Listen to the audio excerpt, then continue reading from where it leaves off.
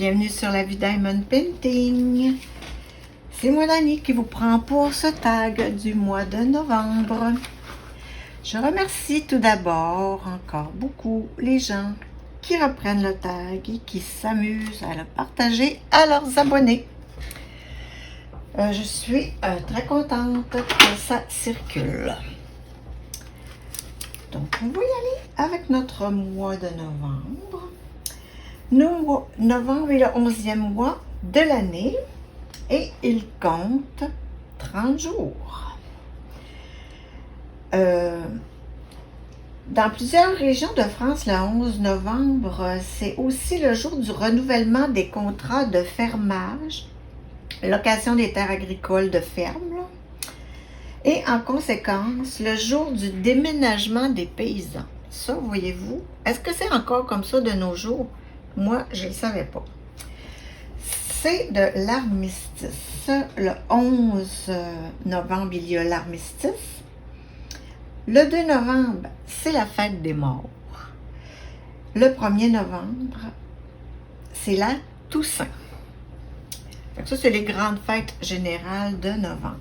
Maintenant, dans nos pays, super, méga, on dirait que ma lampe s'est éteinte, industrialisée. Qu'est-ce qu'on a aussi en novembre? C'est quasiment une fête. Bref, c'est une fête très commerciale. Hein? C'est le Black Friday. Eh ben oui, c'est le Black Friday en novembre. Déjà, on en entend parler. Plusieurs ont super hâte. Donc, voilà. Je vais faire ma toile d'Andrea Garvey chez Diamond Art Club qui s'appelle Queen Zara. C'est un bel éléphant. Bref, je vais faire ce petit tag et répondre aux questions en diamantant sur ça d'épée. Donc là, je vais me choisir une belle petite couleur. Tiens, faisons donc les flèches. C'est assez vivant. Qui est la DMC 351.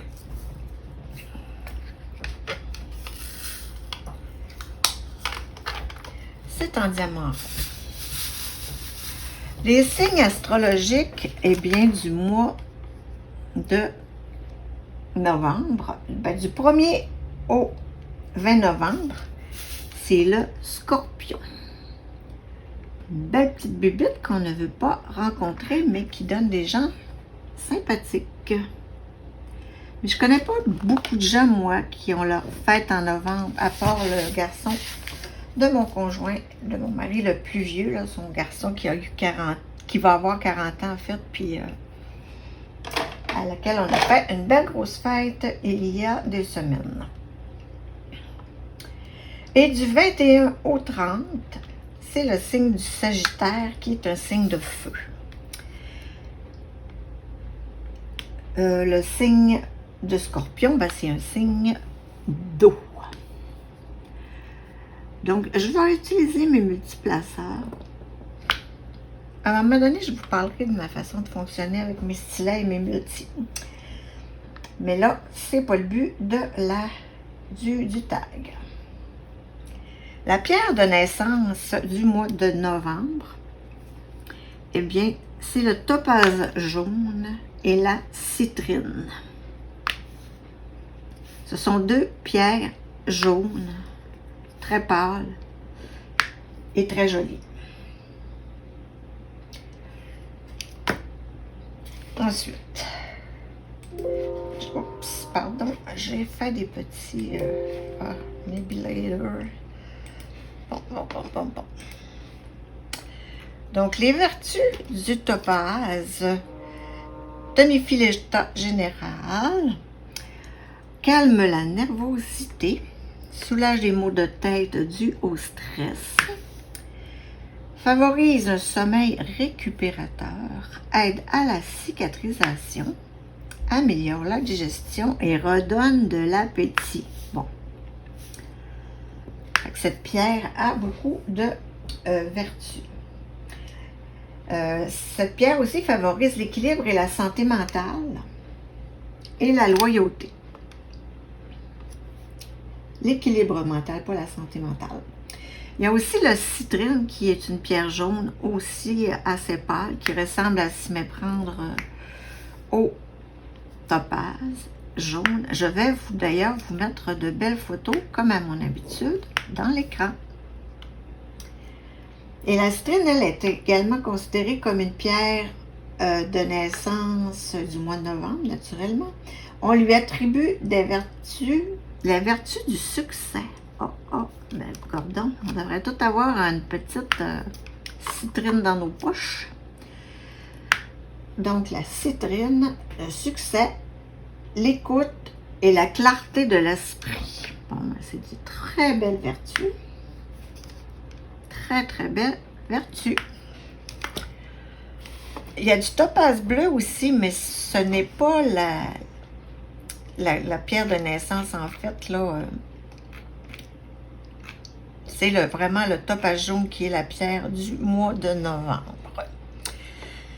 La fleur, maintenant, ben, on a un beau chrysanthème. Hein? L'automne, moi, je trouve, c'est toujours la saison des chrysanthèmes. C'est la fleur qui résiste le plus longtemps à nos, en tout cas, principalement ici au Québec, là, qui résiste à nos automnes et hivers plutôt froids. C'est une plante qui est vivace, donc on n'a pas besoin de la... Elle survit, là, même si elle gèle, elle va survivre en hiver. Il y en a de multiples couleurs. Personnellement, je trouve pas que c'est la plus belle, mais en automne, on est content de voir quand même de beaux chrysanthèmes parce que justement, c'est la seule fleur qui nous reste, là, en tout cas ici au Québec. Là. Fait qu'il nous reste de beaux chrysanthèmes et c'est multicolore. Il y en a plusieurs variétés, mais il y a beaucoup, beaucoup de couleurs dans ces variétés-là. Je vous parle de l'automne, une petite parenthèse ici pour vous dire qu'au Québec, présentement, on a un automne de feu. Il fait beau, il ne pleut pas beaucoup, il ne vente pas beaucoup, il y a toujours un beau soleil. Il fait chaud. Ben chaud, on s'entend que faut quand même se couvrir légèrement, mais c'est pas... Là, on est le 31, je vous filme ça le 31 octobre. C'est l'Halloween. Et moi, avec les enfants, j'ai déjà passé l'Halloween avec des habits d'hiver en dessous de leur costume d'Halloween. Donc, là, aujourd'hui, les enfants peuvent circuler ce soir, là, magnifiquement, parce qu'il fait super beau. Bon, parenthèse terminée. Je vais vous mettre aussi des photos de chrysanthèmes à l'écran maintenant. C'est super joli. Et je vais vous dire que le chrysanthème, c'est le symbole de l'amitié, de l'éternité et de l'abondance.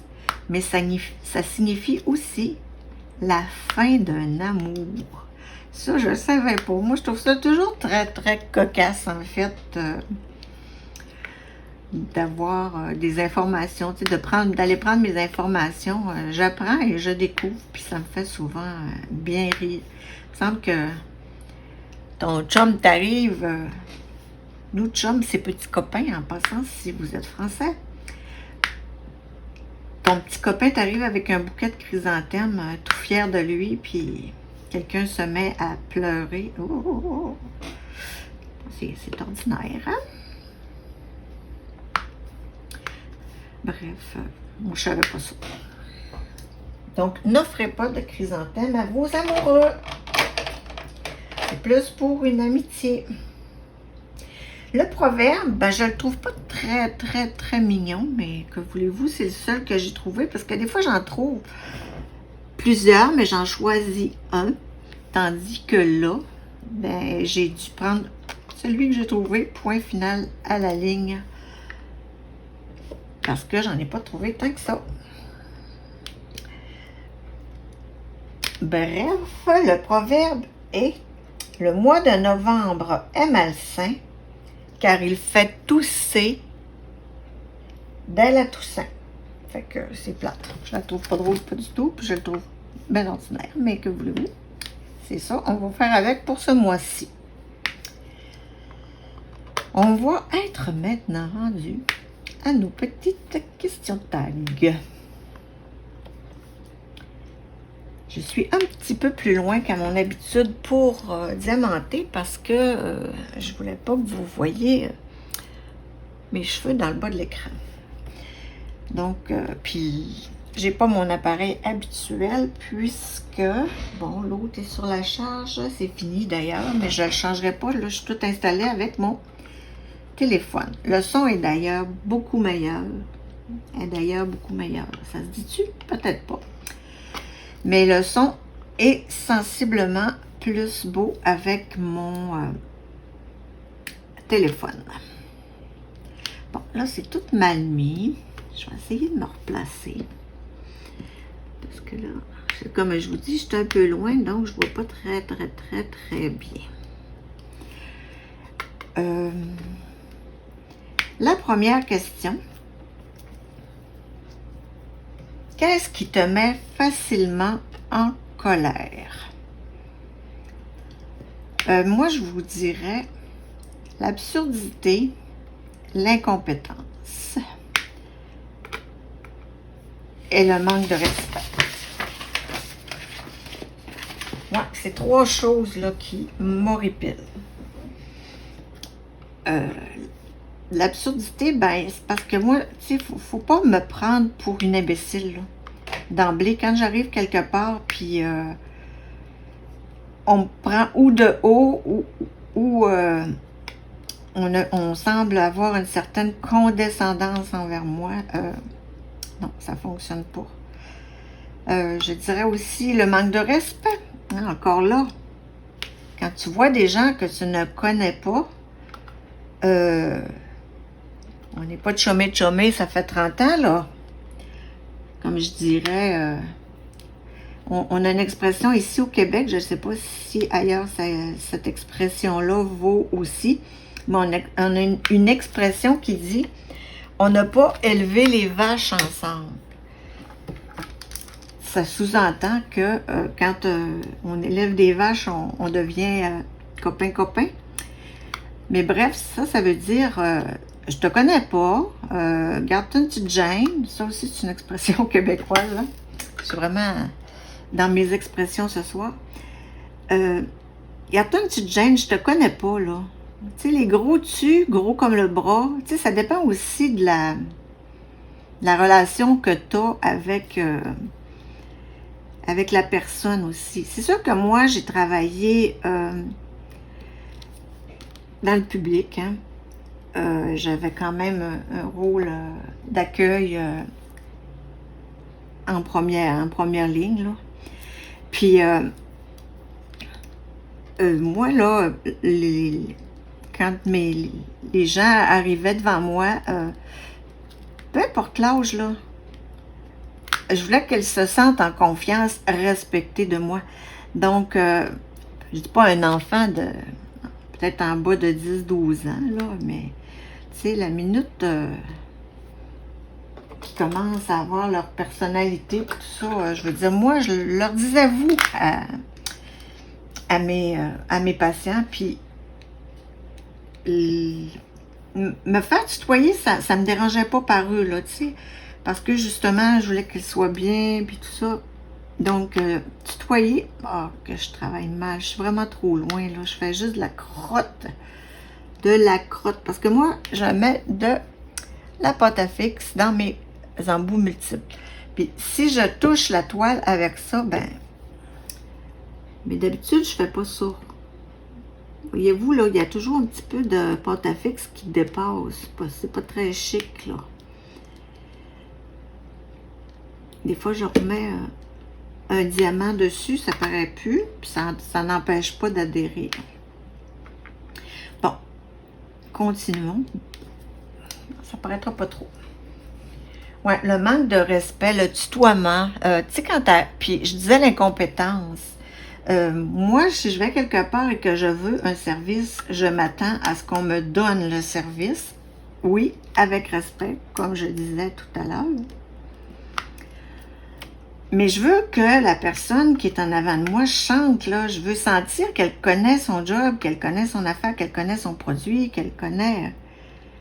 Tu sais, quand t'arrives, tu sais, puis pas, justement, pas me sentir jugée, puis imbécile aussi.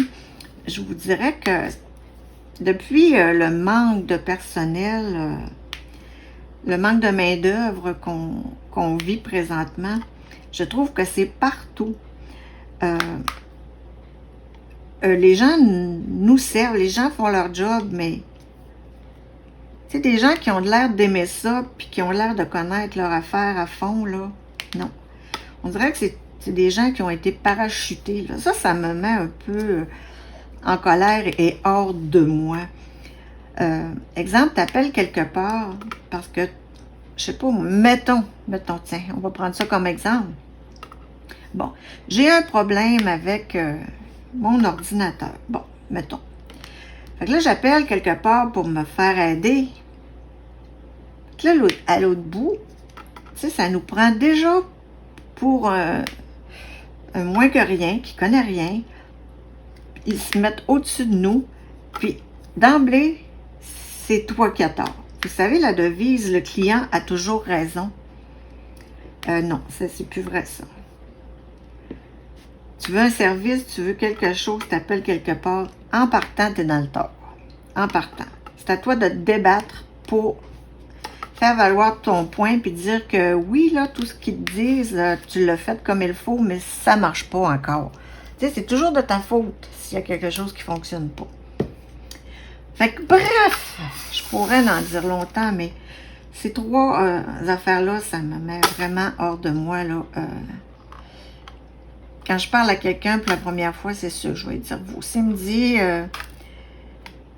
ah, tu peux me tutoyer, je vais le faire, là, peut-être les 3 premières minutes, mais ça va revenir vite au galop, mon vous.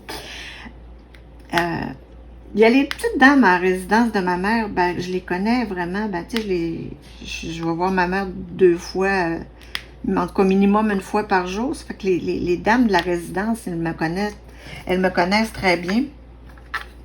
Puis là, ils m'appellent Dani Fulpin, puis moi, je les vous voyais naturellement, là, les personnes âgées, mais là, la plupart veulent toutes que je les appelle par leur petit prénom. Mais je les appelle, oui, par leur prénom, mais je les vous vois quand même. Fait que... Bref, toujours est-il qu'il y a des petites choses comme ça qui me mettent en colère. Ici, on a patient ou impatient. La question 2. Patient ou impatient? Moi, je vais vous dire que j'ai eu un petit papa qui est décédé il y a 5 ans déjà, en 2017. Et mon papa était la patience incarnée. Mon Dieu, que j'ai trouvé que mon père était patient dans la vie. Lui, là, les petites affaires de minutie, il pouvait prendre des heures et des heures et des heures pour finir quelque chose. Ce qu'il faisait, c'était toujours parfait. Il était d'une patience, mais d'une patience. Et, devinez quoi? Il ne m'a pas laissé de sous en héritage, lui, à son décès. Il m'a laissé sa patience. J'ai eu quelquefois de la difficulté à l'assumer, hein, parce que je me disais, faut pas que je me pète les bretelles avec ça. Mais que voulez-vous que je vous dise? C'est vrai, en fait, que je suis patiente. Il y a certaines choses où j'ai la gâchette assez vite, mais en général, je suis patiente. J'ai travaillé aussi dans une urgence. Les gens impatients, j'en côtoyais au quotidien. Ils en devenaient agressifs, là, tellement qu'ils étaient impatients, les gens. Parce qu'ici au Québec, les amis de France ou d'ailleurs, les urgences, c'est long. C'est très long. Donc, j'ai côtoyé l'impatience à longueur de vie de mes 35 ans d'infirmière et je vous assure que je suis pas quelqu'un qui va se plaindre, qui va être impatient. Et quand je le sais, là, tu sais, je le sais que je vais attendre quelque part. Tu sais, c'est pas toujours tout cuit dans le bec, on ne sait pas ce qui se passe derrière. Les gens ne nous font pas attendre pour le plaisir de nous faire attendre. Donc, je me dis toujours que vaut mieux être patient, ça donne rien parce que là, on se fâche, on se trouble. On devient troublé quand on est impatient. Et dans le fond, on a deux peines. Il faut se défâcher puis retrouver sa bonne humeur. Ça fait que moi, je trouve ça bien plus compliqué. Je vais vous donner peut-être un exemple. La semaine dernière, moi, je commande toujours mes médicaments d'ordonnance en ligne à ma pharmacie. Et quand c'est prêt, la pharmacie m'envoie un petit texto, puis j'ai juste à passer les chercher. Bon. Mais c'est super rapide, là. Fait qu'on n'a pas à attendre au comptoir des ordonnances qui prépare nos médicaments et qui nous les donne. Donc, la semaine dernière, je commande comme à l'habitude, je reçois mon texto et j'arrive au comptoir à la pharmacie et on me dit non, on ne les a pas. Quand je vous dis là, c'est toujours le client qui a tort en partant maintenant, là, la madame, elle me dit, ben non, c'est sûr que vous n'avez pas fait ça, là, je les ai pas. Je les ai pas aux médicaments. Ben, j'ai dit, madame, c'est parce que j'ai reçu mon texto qui était prêt. Mes médicaments, c'est pour ça. Montrez-moi ça, voir. Ben fâché, là. Montrez-moi ça. Je montre mon texto. Bon, là, c'est radouci un peu. Mais encore là, c'est encore moi qui avait l'air de l'épaisse, là. Fait que j'ai dit, bon.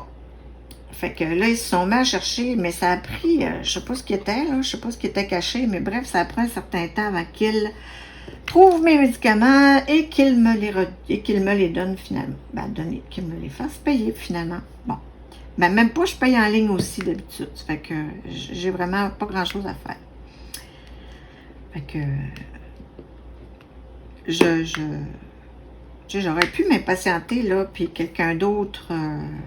c'est sûr, peut-être que quand je travaillais, ça m'aurait pilé un peu plus parce que j'avais pas 20 minutes à perdre dans ma journée, là. Hein?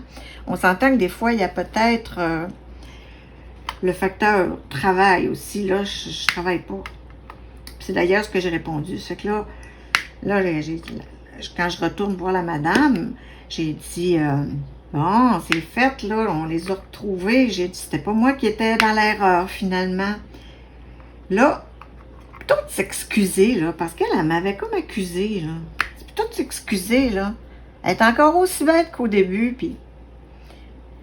Oh, Seigneur. Fait que j'ai fait, bon, ben, bonjour madame, j'ai dit, en tout cas, j'ai dit, vous êtes chanceux d'avoir une dame patiente aujourd'hui dans vos... j'ai dit, là, maintenant, je suis à la retraite. Mais j'ai dit, il y a quelques années, j'avais pas 20 minutes à perdre dans ma journée. Ça voulant dire, là, ben oui, c'est ça. Elle avait l'air de se fouter carrément là, de l'erreur qu'eux avaient fait. C'est que moi, je dise pas bien, là, j'aurais peut-être mérité un petit « Oh, excusez-nous, madame, vous avez été gentille, vous n'avez pas paniqué, puis... » Tu sais, en tout cas. Fait que, tout ça pour dire que je suis vraiment très patiente. Puis je vous dis pas juste dans les files d'attente et ailleurs, là.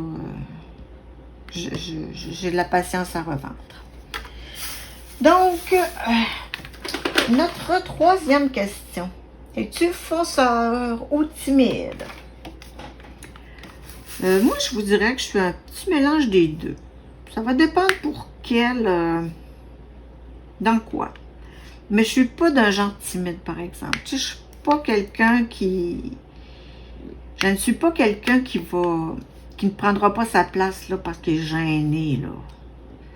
Donc, il y a des situations qui me mettent malaisée, mais c'est pas... mais non, en général, je suis plus fonceuse, oui, que... Je suis plus fonceuse que timide. Non, parce que je me considère pas du tout timide. Ensuite, la quatrième question. Crois-tu aux âmes sœurs? Ben, pourquoi pas? Pourquoi pas? Pareil, on s'entend sur tout, puis tout est beau. Pas sûr, là, mais on peut avoir une certaine âme sœur là, qui nous accompagne. C'est-tu notre conjoint? Je pense que ça prend un certain degré de compatibilité. Un bon gros degré d'équilibre. C'est ça. La question numéro 5. Ah, ok. Crois-tu que les contraires s'attirent? Je pense pas à ça, moi, non. Parce que, encore, comme je disais tantôt avec l'âme sœur, les contraires s'attirent. On me semble qu'on finit... Tu sais, c'est bien cute au début, là, on se challenge un peu. Mais... il me semble qu'à la longue, ça doit finir par tomber ses nerfs quand... ça doit finir par être super irritant quand la personne avec qui t'es, pas nécessairement en couple, là, mais tu sais, comme au travail ou quelque chose comme ça. Les personnes avec qui tu es, me semble, c'est les personnes qui te ressemblent un peu, les contraires s'attirent. Comme je dis, ça peut faire un temps pour le challenge, le thrill que ça apporte, mais ça ne doit pas durer bien longtemps parce qu'à un moment donné, quand l'habitude embarque, ben, c'est ça. Quand l'habitude embarque, ben, c'est pas plaisant. Donc ça doit amener plus de conflits qu'autre chose. Et on y va avec la question. Quel est le plus beau cadeau que tu aies reçu de toute ta vie? Le plus beau cadeau que tu aies reçu. Ben mon Dieu, c'est pas facile parce que j'en ai eu des beaux cadeaux. Mais là, on va s'entendre pour le tag, là. Ça sera pas humain. On va dire que ça va être matériel. OK? Le plus beau cadeau matériel que tu aies déjà reçu. Parce que c'est sûr que je vais vous répondre mes 2 enfants, naturellement. Mais non, pour les cadeaux matériels, parce que c'est là que ça peut devenir assez drôle. Bon, le plus beau cadeau, ben, j'ai de très, très beaux bijoux. Moi, je pourrais pas dire... Oui, j'en ai quelques-uns. Ils ont tous une signification et un moment particulier, mes beaux bijoux. Là. Je suis sûre que j'ai de la camelote un peu. Mais les beaux bijoux que j'ai, ce sont des cadeaux qui m'ont été offerts, ben, la plupart par mon conjoint. Donc, juste pour vous montrer, cette bague-là, je l'ai reçue à la naissance de mon fils. Elle est magnifique. Et quand j'ai eu ma fille, j'ai eu le pendentif avec les boucles d'oreilles qui sont vraiment juste la couronne de diamant avec la perle. Donc, c'est très vieux, mais je les adore. Ensuite, un autre exemple, cette bague-là, c'est la bague que mon conjoint m'a offert quand j'ai eu 50 ans. Je l'adore aussi.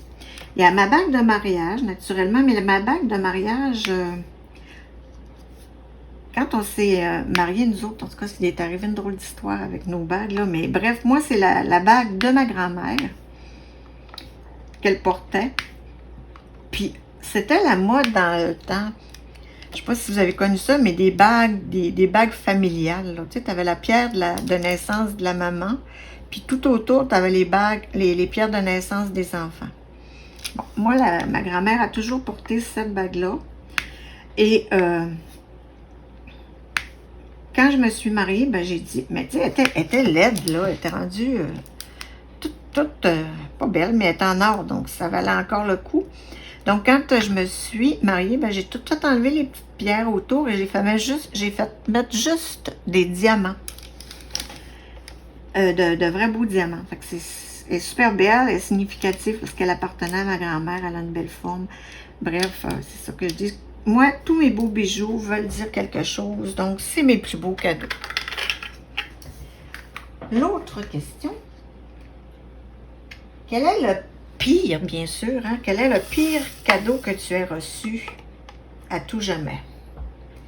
Et mon Dieu, c'est pas facile, ça. Parce qu'en général, les gens me connaissent et m'offrent des beaux cadeaux.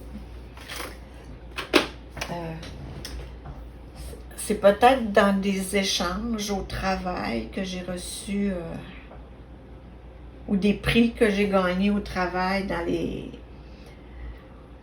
parties de bureau, là. Bien que je travaillais dans un bureau juste à la fin, mais tu sais. Mon Dieu, qu'est-ce que j'aurais dû y penser? J'aurais dû y penser parce que ça aurait pu être drôle, mais tu sais, comme des fois les hommes, ils reçoivent des bas, des cravates, ça fait de même, des affaires pas belles. Mais moi, je me souviens comme pas vraiment d'avoir reçu quelque chose qui ne m'a pas plu. Ou simplement, j'ai mis ça aux oubliettes, puis je m'en souviens vraiment plus, mais je m'en souviens pas. Je ne m'en souviens absolument pas. Bon, un petit tout. Si ça me revient en cours de tête, ben je vous ferai penser. J'ai déjà été déçue de choses que j'achetais là sur Internet, mais que quelqu'un m'a offert quelque chose que j'ai été déçue, non. Ensuite, sans égard au prix, quelle serait ta voiture de rêve? Mon Dieu. Sans égard au prix. Moi, les voitures, je ne suis pas quelqu'un qui aime particulièrement ça. J'aime son utilité. J'aime qu'elle me mène du point A au point B. Mais j'aime bien un petit VUS, là. Une petite voiture qui a de la gueule sans plus. Mais c'est sûr que si j'avais bien des sous, je m'achèterais peut-être Mercedes, BMW, peut-être un type de véhicule comme ça.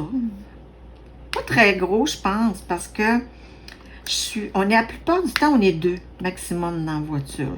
J'ai plus d'enfants, donc ouais. Une petite voiture là, qui se gare bien un peu partout, qui fait son petit bout de chemin. Pas nécessairement de longue distance si on a deux voitures, parce que mon conjoint a quand même une grosse voiture, là. Fait que c'est ça. Sans égard au prix, ça, on l'a dit. Ensuite, crois-tu aux secondes chances?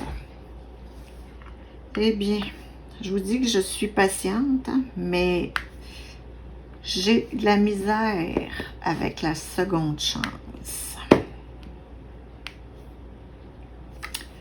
Moi, un coup, le lien rompu, j'ai pas mal de misère, de difficulté à regagner ma confiance quand le lien a été rompu. Donc, c'est comme je dis souvent, je pardonne, mais je n'oublie jamais. Donc, la deuxième chance, malheureusement, c'est plus difficile pour moi. L'autre question, eh bien, je pense qu'elle aurait dû être dite en premier, parce que c'était... est-ce que la première impression est importante pour toi? Quand tu rencontres quelqu'un, est-ce que ta première impression est importante? Ben, moi, je vous dirais dans quel contexte, naturellement, dans mon quotidien, dans ma vie personnelle, oui. Quand je rencontre quelqu'un pour la première fois, il faut que ça aille droit, sinon, comme je vous dis, il n'y a pas beaucoup de deuxième chance avec moi. Donc, tu sais, comme la madame de la pharmacie, quand je vais y retourner, si elle me resserre, c'est sûr que je ne serai pas des plus sympathiques avec elle. Mais, je veux dire, je sais que tout le monde peut avoir ses mauvaises journées, hein, de temps en temps. Puis, quand tu l'as rencontré cette journée-là, ça filait pas. C'est pour ça que je vais quand même laisser une certaine chance. Mais la ligne est mince. La ligne est très mince. Il faut que tu me fasses une bonne impression. Comme moi, encore là, quand j'étais infirmière, à l'urgence, ben, tu sais, quelqu'un, là, un travailleur qui arrive tout sale, là, qui sent sueur, puis qui sent des pieds, là, puis qui me dit, oh mon Dieu, je m'excuse, puis je suis pas propre, je suis pas arrangée, puis, hey, t'es à l'hôpital, là. Tu sais, t'avais pas prévu venir ici aujourd'hui, là. Fait que, ouais, tu sais, c'était pas grave, ça, tu sais, on prend pas de remarques avec ça. Mais, il y a un minimum là, à faire, je crois, sans être... il faut être respectueux, il faut soigner son apparence. Puis comme je dis, soigner son apparence, là, ça ne veut pas dire se faire un brushing puis se maquiller tous les jours. C'est minimum des vêtements propres, ça te laver le visage, ça te peigner les cheveux. Tu sais, quand tu te réveilles avec un nid de poule dans la tête, il faut l'enlever, ce nid de poule-là. Fait que... c'est ça que je dis, ça prend un minimum. Donc, c'est ça, oui, la première impression est grande pour moi. Ensuite, as-tu déjà fait un régime? Ben moi, j'ai eu quand même aussi la chance de ne jamais avoir besoin de faire de régime sans jamais me priver trop de rien. Tu sais, on savait qu'il faut faire attention. Je ne suis pas la plus mince du monde entier, mais je ne suis pas grosse non plus. Donc, je suis tout à fait normale et en équilibre. Peut-être un léger embonpoint, là. Mais encore là... et puis, j'ai toujours mangé à ma faim et plus. J'ai été très chanceuse. Je n'ai jamais fait de régime alimentaire. Bon, ben, j'en pose pas beaucoup, puis c'est le temps de l'autre question. L'autre question, celle-là, je l'ai dit, pire cadeau, voiture. Es-tu... Ah, attendez un peu, je l'ai à l'écran, je me demande bien pourquoi. Tu as déjà fait un régime? Ah, OK. Quel est ton lien avec les téléphones portables en général? Bon. Moi, personnellement, c'est un lien amoureux. Moi, je ne peux jamais être loin de mon téléphone portable à moi. C'est une extension. Je suis toujours. Je suis très souvent là-dessus. Je l'utilise comme réveil, comme bloc-notes, comme agenda, comme divertissement, etc. Même là, je filme avec mon téléphone. Donc, moi,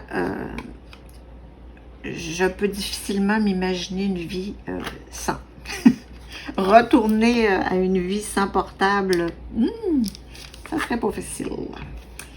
Pour ce qui est des autres, quand je parle à quelqu'un ou